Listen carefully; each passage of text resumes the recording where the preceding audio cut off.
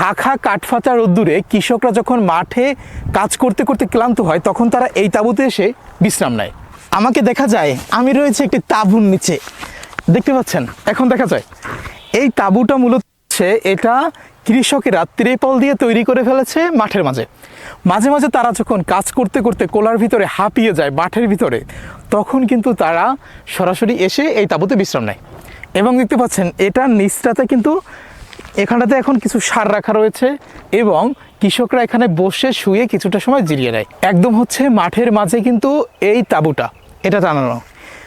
দূর থেকে দেখে খুব তুচ্ছ এবং তাচ্ছিল্য মনে হলেও যখন তারা মাঝে কাজ করতে করতে হাঁপিয়ে ওঠে, ঠিক তখনই কিন্তু এই তাঁবুটা তাদের প্রয়োজন হয়। দেখতে পাচ্ছেন তাঁবুটি, জাস্ট আপনার আমার কাছে এটা খুব বেশি গুরুত্বপূর্ণ নাও মনে হতে পারে, কিন্তু এটা কিন্তু তাদের কাছে খুবই গুরুত্বপূর্ণ। তাই ছোট্ট একটি ছায়াময় আশ্রয়ও কিন্তু কৃষকদের জন্য খুবই জরুরি এবং তারা এটাতেই শান্তি পায়।